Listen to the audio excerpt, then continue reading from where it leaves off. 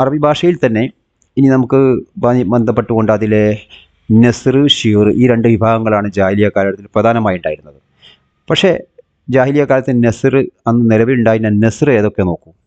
നസ്റിൻ്റെ ഇനങ്ങൾ പലപ്പോഴും ചോദിക്കാറുണ്ട്. ഇത് ചോദിച്ചിരുന്നു. അൻവാഉൻ നസ്ർ, സജീഹുൽ ഖുഹാൻ, ഹൈക്കമു വൽ അംസാൽ, അൽ ഖുതബ്, അൽ ഖസസ്, അൽ വസായ, ഇത്രയുമാണ്.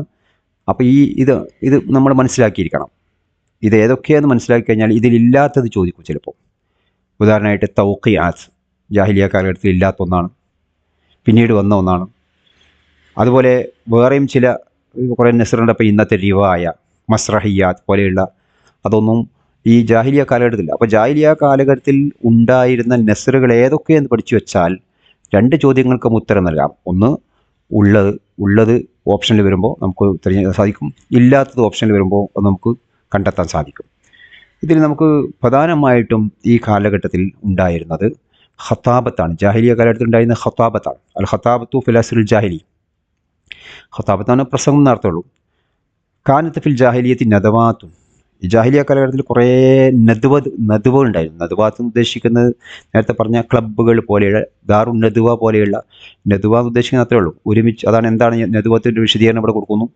യജ്തമിഊന ഫീഹി, ജനങ്ങൾ അതിൽ അവിടെ സംഘടിക്കാറുണ്ടായിരുന്നു. ലിത്തശാവർ, പരസ്പരം വിഷയങ്ങൾ കൂടി ആലോചിക്കാൻ വേണ്ടി. വയഖ്തുബു ഫീഹൽ ഖുതബ, അവിടെ പ്രാസംഗികന്മാർ ആ സദസ്സിൽ വെച്ച് പ്രസംഗിക്കും. ഒമിൻ അഷ്ഹരിഹ ദാറുൻ നദ്വ, അതിലേറ്റവും പ്രധാനപ്പെട്ട ഒന്നാണ് ദാറുൻ നദ്വ. നേരത്തെ പറഞ്ഞു ഇങ്ങനത്തെ കുറേ ക്ലബ്ബുകൾ അവർക്കുണ്ടായിരുന്നു.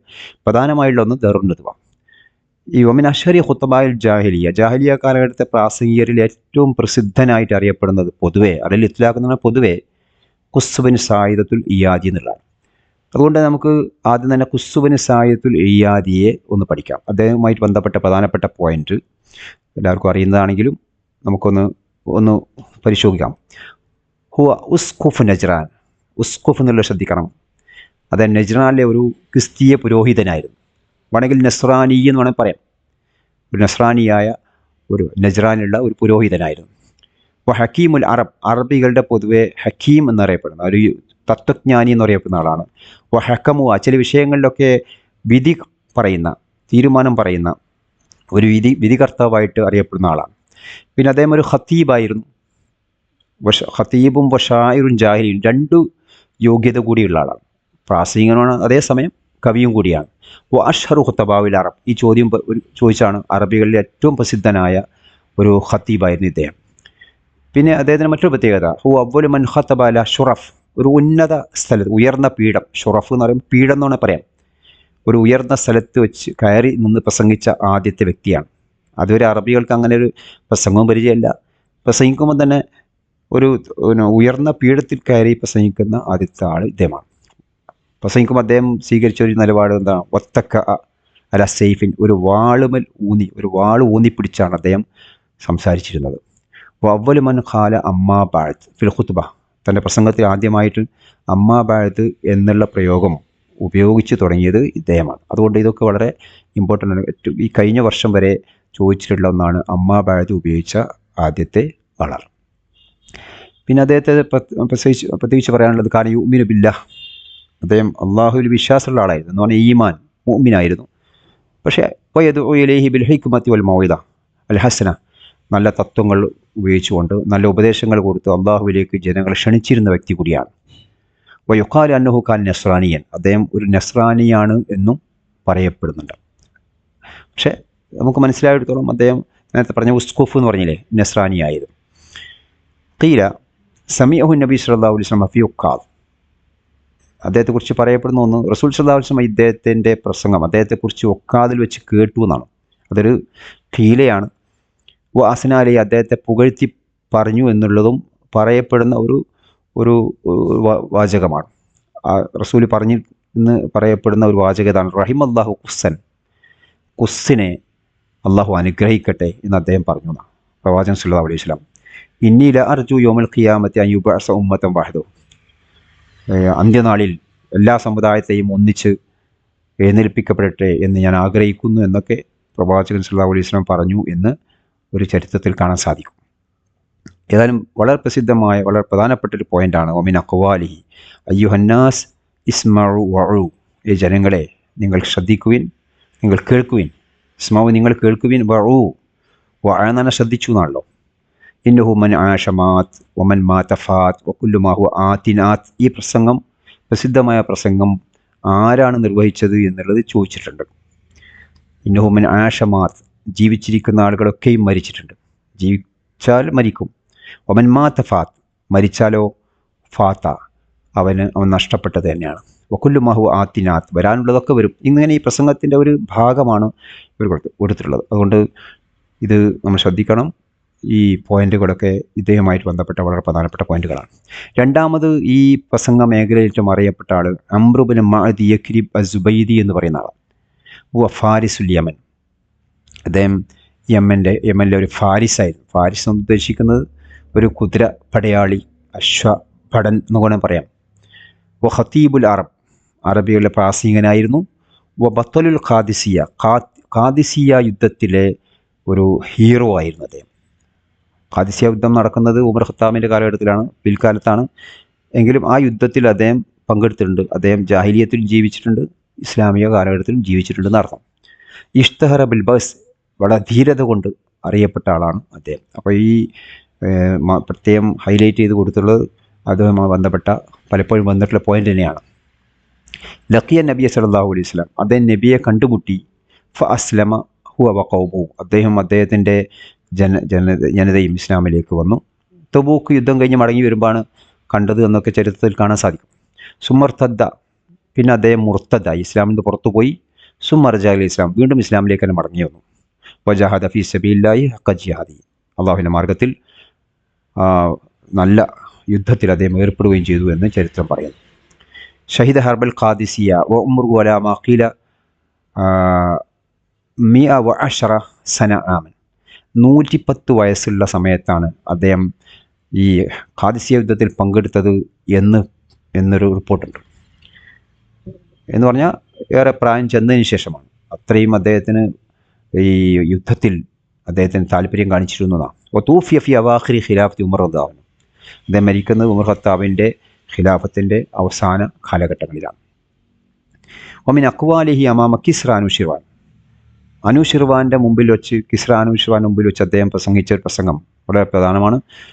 ഇന്നമൽ മർഉ ബി അസ്ഗറൈഹി, മനുഷ്യനാവുന്നത് അവൻ്റെ 2 ചെറിയ അവയവങ്ങൾ കൊണ്ടാണ്. അതേതൊക്കെയാണ്? ഒന്ന് ഖൽബുഹു, ഒന്ന് അവൻ്റെ ഹൃദയമാണ്. വലിസാനുഹു, മറ്റൊന്ന് അവൻ്റെ നാവുമാണ്. ഈ ഒരു പദം, ഈ ഒരു വാചകം ചില ചോദ്യങ്ങളിലൊക്കെ വന്നതായിട്ട് നമുക്ക് കാണാൻ സാധിക്കും. ഇനി നമുക്ക് ആ കാലഘട്ടത്തിലെ വളരെ പ്രധാനപ്പെട്ട ജാഹിലി കാലഘട്ടത്തിലെ കവിതയെ ഒന്ന് പരിചയപ്പെടാം. കവിതയുമായി ബന്ധപ്പെട്ട് പറയുമ്പോൾ റജിസു അവ്വലുമാൻ അല്ലമഹുൽ അറബുലിൽ ഹിദ, ആദ്യമായി അറബികൾ ഉണ്ടാക്കിയിട്ടുള്ളത് റജിസ് എന്ന് പറയുന്ന കവിതയാണ്. കവിതയുടെ പല ബഹറുകളുണ്ടല്ലോ, അതിൽ ആ റജിസാണ് ആദ്യമായി അറബികൾ രചിച്ചിട്ടുള്ളത്. അത് എന്തിനായിരുന്നു ഉണ്ടാക്കിയത്? ലിൽ ഹിദാ എന്നാണ്, ഒട്ടകത്തെ തെളിയിക്കാൻ. ഹിദാ എന്നാൽ ഒട്ടകത്തെ, അവിടെ അറബികളുടെ ജീവിത രീതി ഒട്ടകവും യാത്രയുമായിട്ടൊക്കെ ബന്ധപ്പെട്ടതാണല്ലോ. അതുകൊണ്ട് ആ ഒട്ടകത്തെ തെളിയിക്കാൻ വേണ്ടി, മുന്നോട്ട് നയിക്കാൻ വേണ്ടി അവരുണ്ടാക്കിയ ഒരു പാട്ടിൻ്റെ രീതിയാണ് റജിസ് എന്ന് പറയുന്നത്. അവ്വൽ മൻ ഖാലഹു, ഈ റജിസ് ആദ്യമായി പാടിയത് തന്നെ ആരാണ്? മുദ്ർ ബിൻ നിസാർ എന്ന് പറയുന്ന ഒരു കവിയാണ്. വളരെ പ്രധാനപ്പെട്ട ചോദ്യമാണ്, ഒരിക്കൽ വന്നിട്ടുള്ള 2020 അത് വന്നിട്ടുണ്ട്. ഹീന സഖത അൻ ജമലിൻ, അദ്ദേഹം ഒട്ടകപ്പുറത്തുനിന്ന് വീണ സന്ദർഭത്തിൽ. ഫങ്കസർത്തി യദുഹു, അപ്പം അങ്ങനെ അദ്ദേഹത്തിൻ്റെ കൈ ഒടിഞ്ഞുപോയി. ഒട്ടകപ്പുറത്ത് വീടുമ്പോൾ കൈ ഒടിഞ്ഞപ്പോൾ ഫഹമലു, അദ്ദേഹത്തെ കൂടെയുള്ള ആളുകളൊക്കെ അദ്ദേഹത്തെ ഇങ്ങനെ ചുമന്നു എടുത്തു, കൈ ഒടിഞ്ഞ ഈ മുതിർനെ. ഓഹോ യക്കൂൽ, ആ സമയത്ത് അദ്ദേഹം വേദനിച്ചുകൊണ്ട്, കൈ വേദനയായിട്ട് അദ്ദേഹം പറയാണ്, വായതാ വായതാ, എൻ്റെ കയ്യോ നമ്മൾ വേദനിച്ചുകൊണ്ട് പറയാറില്ലേ. അപ്പോൾ അദ്ദേഹം ആണെങ്കിൽ നല്ല മനോഹരമായ ശബ്ദത്തിലുടമയായിരുന്നു മുദ്ർ ബിൻ നിസാർ. അപ്പോൾ ഈ അദ്ദേഹത്തിൻ്റെ വായതാ എന്ന് ഇദ്ദേഹം ഇങ്ങനെ ഉറക്കെ പറയുന്നത് കേട്ടപ്പോൾ ഒട്ടകം വളരെ വേഗത്തിൽ, ഫജദ്ദത്ത് ഫിസൈർ, ഒട്ടകം അതിൻ്റെ സഞ്ചാരത്തിൽ ഒന്ന് വേഗത കാണിച്ചു എന്നാണ്. ഒട്ടകം ഒന്ന് വേഗത്തിൽ നടക്കാൻ തുടങ്ങി. അപ്പോൾ ഒട്ടകത്തിന് തോന്നിയത് ഒട്ടകത്തെ തെളിയിക്കാൻ ഇദ്ദേഹം പാടുന്ന പാട്ടാണെന്ന്. അങ്ങനെ പിന്നീടത് അത് എന്തായി റജിസ് എന്ന പേരിൽ അറിയപ്പെട്ട ഒരു കവിതയുടെ ഒരു ബഹറായി മാറുകയും ചെയ്തു. ഇനി ഈ കാലഘട്ടത്തിലെ ഷീറുമായി ബന്ധപ്പെട്ട ചില പ്രത്യേകതകൾ. റജിസു ഹു അവ്വലു ബുഹൂർ ഷിർ, അവ്വലു മൻ നളമൽ ഖസീദ അൽ അറബിയ ഹുവൽ മുഹൽഹിം റബിയ. നമ്മൾ നേരത്തെ പറഞ്ഞാണ് റജിസാണ് ആദ്യത്തെ കവിതയുടെ ബഹർ. ആദ്യമായി ഖസീദ ഉണ്ടാക്കിയത് മുഹൽഹിൽ ബിൻ അബി റബിയ എന്ന് പറയുന്ന മുഹൽഹിൽ ബിൻ റബിയ എന്ന് പറയുന്ന ഒരു കവിയാണ് ആദ്യമായി ഖസീദ എന്ന് പറയുമ്പോൾ ഏതാനും ഒരു 7 വരി മുതൽ അങ്ങോട്ടുള്ള വരി, കൂടുതൽ വരികൾ പിന്നെ ഉണ്ടാക്കിയതിനാണ് ഖസീദ എന്ന് പറയുന്നത്. ആ ഖസീദ ആദ്യമായി രചിച്ചു തുടങ്ങിയത് മുഹൽഹിലാണ്. ഈ അൻവാവ് ഷീറുൽ അറബി കവിതയിലെ ഇനങ്ങൾ ഏതൊക്കെയുണ്ട്? ഷീറുൻ ഖനാഇ ഉണ്ട്, അല്ലെങ്കിൽ അതിന് മറ്റൊരു പേരാണ് ഷീറുൻ വിജ്ദാനി. വേണമെങ്കിൽ നമുക്കതിനെ ഒരു വൈകാരികമായ കവിത എന്ന് വേണമെങ്കിൽ പറയാം. പിന്നെ ഷീറുൻ ഖസസി ഉണ്ട്, കഥകൾ കവിതയിലൂടെ ആക്കുക. ഷീറുൻ തംസീലി, ചിത്രീകരണ കവിത. ഇങ്ങനെ 3 തരം കവിതകൾ അറബിയിലുണ്ട്. അതിൽ ഷീറുൽ അറബിയെ സംബന്ധിച്ചിടത്തോളം, അറബി കവിതയെ സംബന്ധിച്ചിടത്തോളം അത് കൂടുതലുണ്ടായിരുന്നത് ഖനാഇയ മാത്രമാണ്. ഖനാഇ എന്ന് പറഞ്ഞാൽ ഉദ്ദേശിക്കുന്ന നേരത്തെ പറഞ്ഞ ഒരു വൈകാരികമായി ഒന്നുകിൽ ദുഃഖം അല്ലെങ്കിൽ സന്തോഷം അല്ലെങ്കിൽ മദ്ഹ് ഇങ്ങനെ റസ പോലെയുള്ള ഇതിനെക്കുറിച്ച് പറയുന്ന ചില കവിതകൾ മാത്രമായിരുന്നു അവർക്ക്. മഹദ് എന്ന് പറഞ്ഞാൽ പ്യുവറായിട്ട്.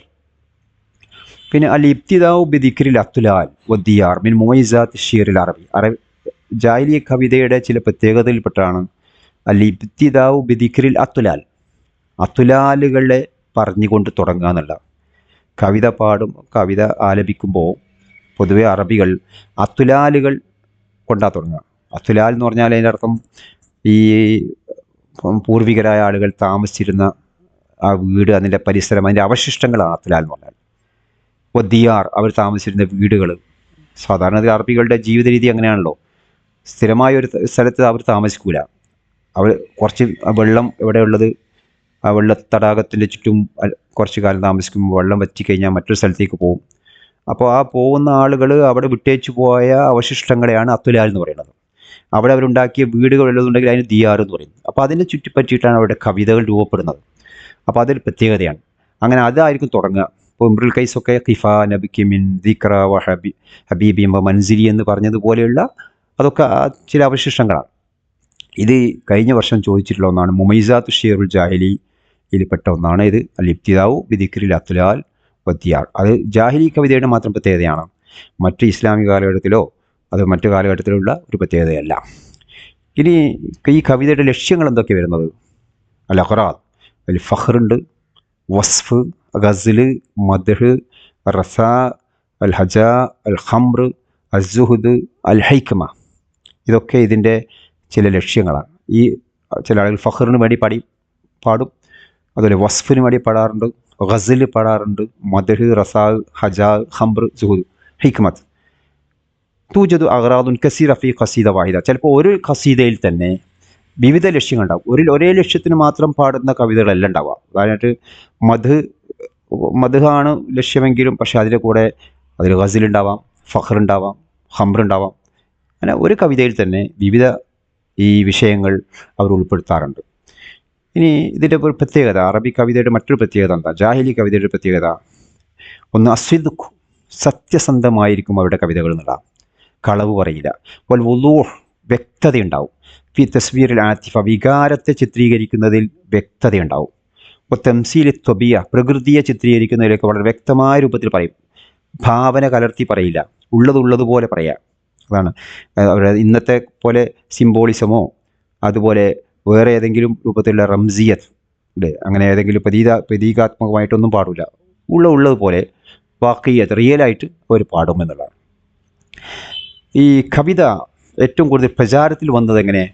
ഇൻതശറ ഷിഉറു ബിറിവായ. കവിത നമുക്ക് ജാഹിലിയ കാല കവിതകളൊക്കെ കിട്ടുന്നത് റിവായത്തിലൂടെയാണ്.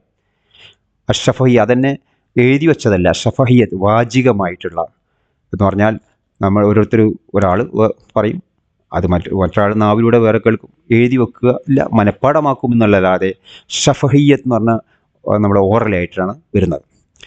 കാല അബൂ ഹിലാൽ അസ്കരി, ഇതൊരിക്കൽ ചോദിച്ചാണ്. അബൂ ഹിലാൽ അസ്കരി, ഈ 3 ചോദ്യങ്ങളും 2021 വന്ന ചോദ്യമാണ്, അതുകൊണ്ട് വളരെ ഇമ്പോർട്ടൻ്റ് ആണ്. അബൂ ഹിലാൽ അസ്കരി പറഞ്ഞ ഒരു വാചകം വളരെ പ്രസിദ്ധമാണ്. അഷിയറു ദീവാനുൽ അറബ്. കവിത എന്ന് പറഞ്ഞാൽ അറബികളുടെ ഒരു സമാഹാരമാണ്. ദീവാൻ എന്ന് പറഞ്ഞാൽ സമാഹാരം എന്നർത്ഥത്തിലാണ്. അത് വഹസാനത്ത് ഹിക്മത്തി, അവരുടെ തത്വങ്ങളൊക്കെ സൂക്ഷിച്ചിട്ടുള്ള ഒരു ഖജനാവ് പോലെയാണ് കവിത എന്ന് പറഞ്ഞിട്ടുള്ളത് അബുൽ അസ്കരിയാണ്. ഇത് വളരെ പ്രധാനപ്പെട്ട ഒരു പ്രസ്താവനയാണ് അറബി കവിതയെ സംബന്ധിച്ചിടത്തോളം. ഇനി നമുക്ക് തബക്കാത്തു ഷുഅറയിലേക്ക് കടക്കാം. കവികളിലെ അവരുടെ ഘട്ടങ്ങൾ, അവരുടെ ക്ലാസിഫിക്കേഷൻ, ഏതൊക്കെ പദവികളാണ്, ഏതൊക്കെ നിലയിലായിരുന്നു അവരുടെ തബക്ക നോക്കാം. അത് അവരുടെ ഇജാദത്ത് പരിഗണിച്ചുകൊണ്ടാണ്. ഇജാദത്ത് ഉദ്ദേശിക്കുന്നത് ഏറ്റവും നന്നാക്കി കവിത പാടിയ, അവിടെ ഏറ്റവും നല്ല മേന്മയുടെ അടിസ്ഥാനത്തിൽ നല്ല കവിത പാടിയ ആൾക്കാർ ആരൊക്കെയാണ്, അതിനനുസരിച്ചുള്ള ഒരു വിഭജനമാണ്. ഖീല, അതിന് പറയപ്പെടുന്നത് എന്താണ്? അഷ്അറുന്നാസി ഇംറുൽ ഖൈസ്. ഇത് റഖീബ. ജനങ്ങൾ കൂട്ടത്തിൽ ഏറ്റവും നല്ല കവിയായിട്ട് ആവലാരാണ്? ഒന്നാം സ്ഥാനം ഇംറുൽ ഖൈസിനാണ്. പക്ഷേ ഇംറുൽ ഖൈസ് എപ്പോഴും എല്ലാ സന്ദർഭത്തിലും അല്ല. ഇദ്ദേഹം റഖീബ. അദ്ദേഹം ഒരു ഒട്ടകപ്പുറത്തോ കുതിരപ്പുറത്തോ ഒക്കെ കയറിയാൽ, ഒരു യാത്ര ചെയ്യുകയാണ്, കുതിരപ്പുറത്ത് കയറിയാൽ പിന്നെ ഇംറുൽ ഖൈസിനെ പോലെ നല്ല പാടുന്ന ആൾ വേറെ ഉണ്ടാവില്ല. അദ്ദേഹം ചില ആളുകൾ പറയുന്നു, സുഹൈറിനെ പറയും. സുഹൈർ ഏറ്റവും നല്ല കവിയാണ്. എപ്പോൾ ഇതാ റഖീബ. അദ്ദേഹത്തിന് എന്തെങ്കിലും ഒരു ആഗ്രഹം വേണം, പാടണം എന്നുള്ള ആഗ്രഹം, അതിലൂടെ പണം കിട്ടണമെന്നുള്ള ആഗ്രഹം, അതിലൂടെ സ്ഥാനം കിട്ടണം എന്നുള്ളൊരു പ്രതീക്ഷ, ഒരു ആഗ്രഹം, മോഹമുണ്ടെങ്കിൽ സുഹൈറാണ് ഏറ്റവും നല്ല കവി. മൂന്നാമത് നാബിഗയാണ്. പക്ഷെ നാബിഗക്ക് ഏറ്റവും നല്ല കവിയാവുന്നത് ഏത് ഘട്ടത്തിലാണ്? ഇതാ റഹിബ. അദ്ദേഹത്തിന് പേടി വേണം എന്ന് പറഞ്ഞാൽ യുദ്ധത്തിൽ ശത്രുക്കളെ പേടിച്ചുകൊണ്ട്, അല്ലെ ശത്രുക്കളോട് യുദ്ധം ചെയ്യുന്ന സമയത്ത് യുദ്ധത്തിൽ അതാണ് റഹിബാനെ പേടിക്കാൻ, ശത്രുക്കളെ ആക്രമിക്കുമെന്നുള്ള പേടിയുണ്ടെങ്കിൽ തിരിച്ച് നല്ല കവിത അദ്ദേഹം പാടും. നാലാമത് ആയിഷ ഖൈസിനെ പല ആളുകളും ഏറ്റവും നല്ല കവിയായിട്ട് പറയാറുണ്ട്. പക്ഷേ അദ്ദേഹത്തിൻ്റെ കവിതയ്ക്ക് ഏറ്റവും നല്ല ഒരു മേന്മ ലഭിക്കൽ എപ്പോഴാണ്? ഇതാ ത്വരിബ, സന്തോഷം വേണം. ആയിഷനെ നമുക്ക് സ്വന്നാജത്തുൽ അറബ് എന്നൊക്കെ വിളിക്കുന്നതാണല്ലോ. അപ്പോൾ ഏറ്റവും നല്ല സന്തോഷമുള്ള സന്ദർഭത്തിൽ ആ സന്തോഷത്തിൻ്റെ പ്രകടനത്തിന് അദ്ദേഹം ഉപയോഗിക്കുന്നത് കവിതയായിരിക്കും.